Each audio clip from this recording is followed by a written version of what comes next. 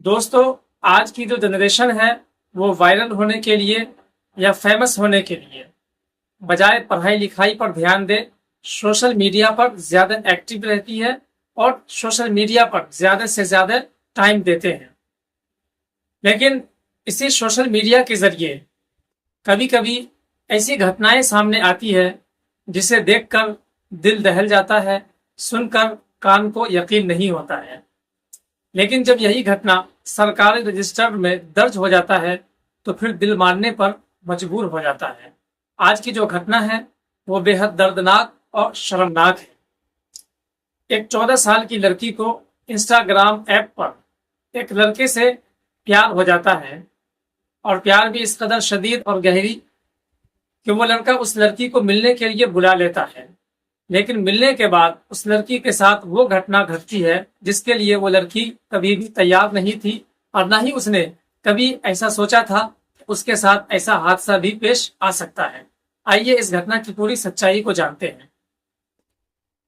आदाब, नमस्कार। मैं हूं मोहम्मद अजमत। क्राइम्स बैक पर आप दोस्तों का स्वागत है। दोस्तों, उत्तर प्रदेश का एक जिला है गाजियाबाद, उसी का एक इलाका है मोदी नगर, उसी का एक कॉलोनी है कृष्णा नगर।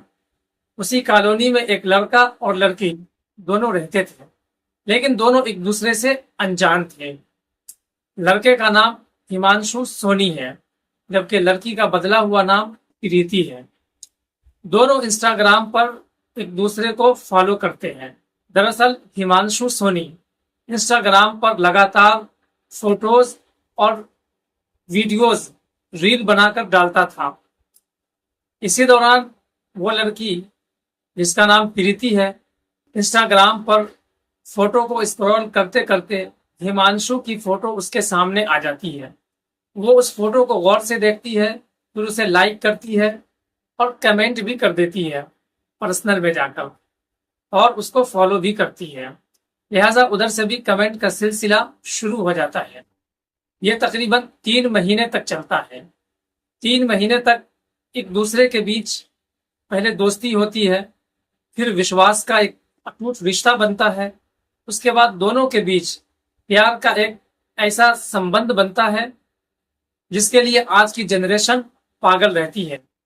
जो माँ बाप बचपन से लेकर जवानी की दहलीज तक उसको बड़ा करती है, उसके पालन पोषण में कोई कमी नहीं करती, उसके एजुकेशन में कोई कमी नहीं छोड़ती, उस माँ बाप पर उसको भरोसा नहीं होता, लेकिन चंद मिनट के प्यार वाले लड़के पर इतना ज्यादा भरोसा हो जाता है कि उसके लिए लड़कियां कुछ भी करने को तैयार हो जाती है। इस घटना में भी कुछ ऐसा ही होता है। जब भी उसको टाइम मिलता था तो वो सोशल मीडिया ऐप इंस्टाग्राम पर लगातार एक्टिव रहती थी। दरअसल वो हिमांशु से लगातार चैटिंग करती थी।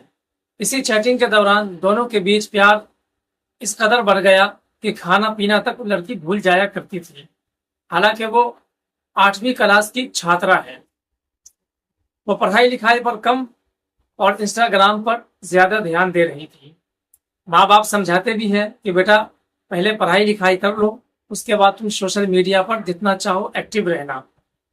लेकिन जब सर पर इश्क का भूत सवार हो तो फिर किसी की बात पल्ले नहीं पड़ती। उस लड़की के साथ भी यही हो रहा था।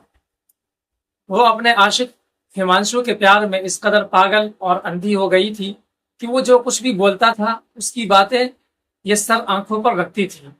एक दिन उस लड़के ने कहा कि मैं तुमसे मिलना चाहता हूँ और मैं तुम्हें अब सामने से देखना चाहता हूँ।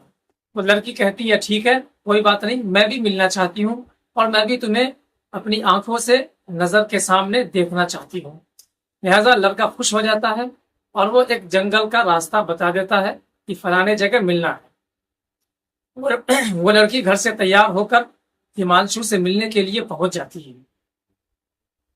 लिहाजा जब दोनों मिलते हैं तो दोनों एक दूसरे से ढेर सारी प्यार की बातें करते हैं। लेकिन जब वो लड़की के साथ छेड़खानी शुरू करता है तो जाहिर सी बात है लड़की इसके लिए तैयार होकर बिल्कुल भी नहीं आई थी। ये चीज उसके लिए अनएक्सपेक्टेड था, इसलिए उसने लड़के के छेड़खानी पर विरोध करना शुरू किया। तो लड़के ने उसको कई चांटे मारे और उसके साथ जबरदस्ती घिनौना काम करने की कोशिश की। जब लड़की ने और विरोध किया तो फिर उसने लड़की को घूंसों और लातों से मारा।